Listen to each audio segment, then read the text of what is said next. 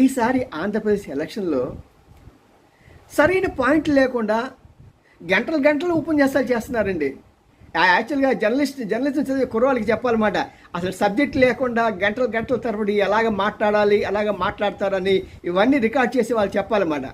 అది ఒక పెద్ద సబ్జెక్ట్ అవుతుంది. అవకాశం ఉంటే ఎవరైనా సరే ఒక జర్నలిజం చేసే కుర్రవాళ్ళు ఎవరైనా సరే దీని మీద రీసెర్చ్ చేసే డాక్టరేట్ పొందుకోవడానికి కూడా మంచి అవకాశం ఉంది.